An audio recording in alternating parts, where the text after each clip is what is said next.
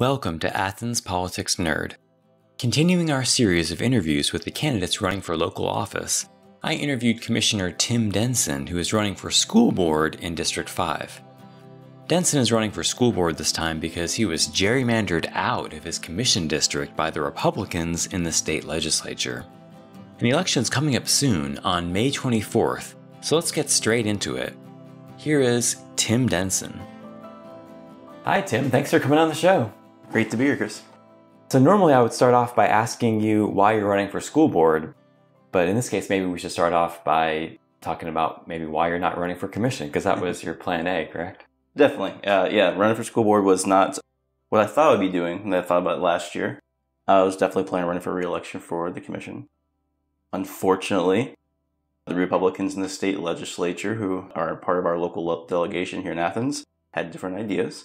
And in the redistricting process, drew me, of course, and also Commissioners Link and Edwards out of our districts and creating a situation where we couldn't even run for re-election at all.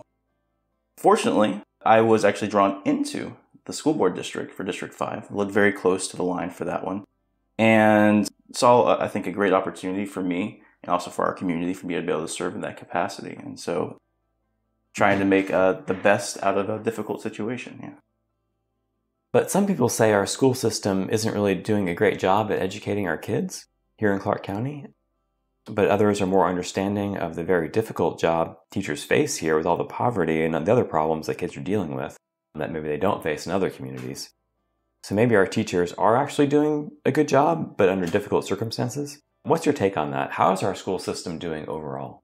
I definitely think our teachers are doing a great job in the face of tough circumstances. My daughter's now in the Clarke County School District, and I've been able to interact with her teachers and staff, and they obviously care immensely, and I think go over and beyond what should be expected of them in the face of a tough situation. I do think that our teachers and our staff are not getting the support they need from administration. And I think that's because of a lot of decisions and the way that things have been set up for decades, honestly, that have kind of created a bit of a tough situation. You combine that with the societal situations, with having around 30% poverty rate for basically as far back as we can think, and having all the other struggles that come along with that, with people not having stable housing. All these things create very big challenges for families and for the children. And of course, those challenges are carried into the schools when they go into the schools every day. And hard for a teacher to address all of those problems. A teacher should not be expected to be able to somehow surmount over all of the social problems and hurdles that are presented to a family. They are definitely a part of the network that our community should rely upon to address those problems. But they should not be expected to do it by themselves. They need to have the supports from the administration, from the school board, from the county government, from public safety. All of these things need to be working together to try to address that problem. And that's why I look at that, me going into this role, and there's some parts that are going to be exceptionally new for me to go into. It's going to be a very different role in a lot of ways. But with those overall problems and issues that we're trying to address, that these children and families are facing, I have been working on those issues for years. And I am familiar with some of those and familiar with some of the tools that we can use to address those. So with that, I see some overlap in what we can do. But the first thing I think we have to do is just make sure that the Clarke County School District administration is supporting the families and teachers, but also the students. I've heard from some teachers who are really frustrated with the district leadership. They feel they have no power and that they aren't listened to by the administration, but that they're the first ones to take the blame when things go wrong. Have you heard those kind of complaints? And if so, do you agree with them? Should we be giving more power back to the teachers? I have heard a lot of these complaints, and I think that ties into that lack of support. I think that teachers feel like they're getting from the administration. It's just not there. Yeah, we need to be trusting the teachers, first and foremost. The teachers are the people who are on the ground, in the classrooms with these kids, looking at these kids in the eyes, hearing these kids. They're the ones that best understand the situations there. So we need to make sure that we're giving the teachers the autonomy that they need to actually do their job well. I think the bigger thing is just is a larger culture, a very much, I think, an us versus them culture has been created within our school district. And that's never going to be hopeful or healthy. And I think that to do that, we're going to have to have very explicit and intentional change around that, where we're creating spaces and that school board members and administration are going out of their way to let the teachers know that they're trusted, that we love what they're doing, and we want to hear from them. We want to get that input back from them. This should be a two-way communication channel that's going back and forth. And that's definitely not happening. I mean, I've gone to school board meetings, and you have teachers giving public comment there, talking about the issues that are happening. But then you move forward in the meeting and you don't hear really those things being adequately heard and repeated back, at least not in any kind of policy measures. And that is a major red flag. I've been on the commission now for 3.5 years. I can think of maybe one time we've ever had an ACC employee come before a meeting at the podium and say, these problems are happening. If that was to happen, I'm going to immediately put down what we're doing and address this. I mean, these are our workers. These are the people, the lifeblood of what we do.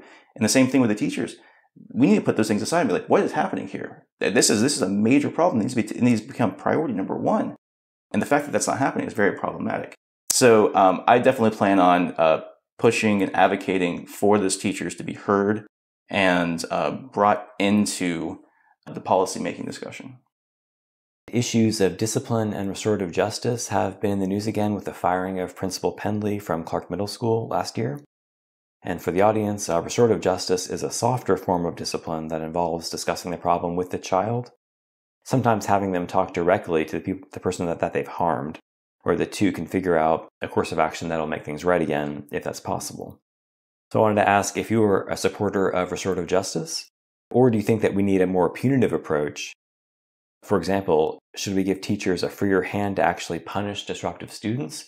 Or possibly can we do both? I am a supporter of restorative justice, and I appreciate the steps that have already been taken in CCSD with regard to restorative justice, that they have some really kind of forward-thinking programs that are already happening here in place. And I would definitely like to see that expanded and used more throughout the entire school district and not just at select schools. And I understand there's challenges to doing that, but I think that's something that we should be putting into motion so that it can actually happen. I am definitely also aware that restorative justice is not going to solve all these situations. We also can't expect a teacher to have to, again, we go back to the question before, be able to somehow solve all of these different issues that are possibly happening with a student's life in the classroom by themselves while they're also having to teach and oversee, a couple dozen other kids. I mean, how I have one child and that's, I mean, if I was having to somehow deal with that plus all these other, it's impossible. So again, we need to have those supports in place. We need, and I think, again, the best way to be doing this, right, is to actually listen to the teachers who are in those situations happening there and have them part of the discussion about what needs to be fixed, what kind of options they do need to have, what kind of supports they need to have from the front office in their school, and then listen to the front office too. So we need to come up with I think, more options and that don't rely on punitive. I think that the punitive measures rarely are anything that's going to help us really solve the ongoing problem. They could help right there in the moment, and obviously that happens sometimes, and that just has to be an option. But I really hope that we could be stopping, if we can deal with that, then we can move on to this next level of what is causing these problems. And to get with that, we need to be focusing more on social work in the schools. We're moving towards that, but why is that not more robust? To me, it's one of the biggest needs we need to have here is have experienced social workers who are experienced working with young children and teens in these schools, who are not only working with the students whenever something terrible happens, but working with the students every single day and working with the families every single day to really be able to pinpoint, all right, we have some problems going on here with student A.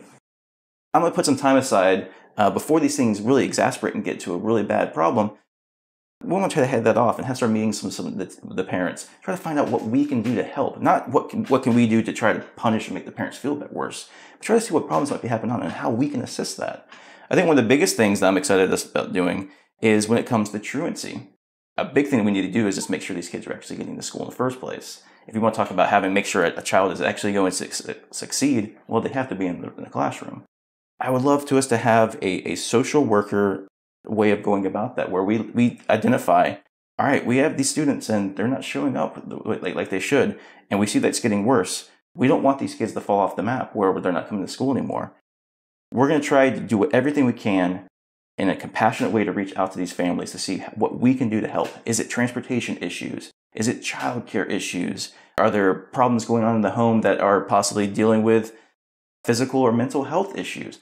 What's going on here, and how can we help? Rather than sending a letter after it's gotten really bad to the parents, threatening punitive measures of possible arrest or jail time. How is that ever going to build the community that we need to have to foster these children? So I think there's just many opportunities that we could be exploring. It all comes down to us having a more compassionate and community-focused approach rather than a punitive approach. You mentioned that you had a daughter going through the school system. Sure do. Yeah. So how's her experience been so far with the school system? She absolutely loves it. She's excited to go to school every day, which I was kind of shocked with because that's not how I grew up. I was not necessarily excited to go to school every day. I'm blessed that I get to walk because of how close we are to the school. I get to walk her to school every morning. And when I'm walking there, I get to see one of her teachers every morning as I'm approaching there. I get to see the people who work in the front office approaching there, get to have conversations with them, get to smile and tell them good morning as we're walking in, hear little bits about maybe something that we need to do as parents to help my child. And I see that kind of supportive net being cast all over Whitehead Road Elementary School. And I hear the same thing from other parents constantly also. Are things perfect? No, of course not. But I see teachers and staff who are committed and love helping these kids and their families and take it very, very seriously.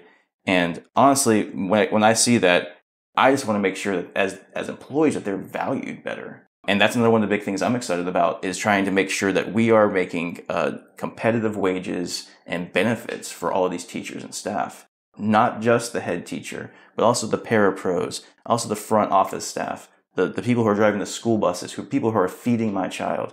Those people are doing integral work, and they should be valued and compensated and to show that value. Do you have any other plans for how you would act to increase the quality of education in our school system? Again, I'll go back. One of them I'll go back to is increase the wages of the people who provide that education. I think if we show the example of how maybe the administrative side of the school district is being too heavily prioritized over the school personnel side, is one of the ways you can just look at that we've created so many new positions, many of them pretty decently paying positions, yet we still have parapros who teach our kids every day, and the people who drive our school buses to get those kids to home and get to school and that feed them, we have these people making well below a living wage. It's below a living wage. These people can't live quality lives, yet we expect them to provide quality care to our kids.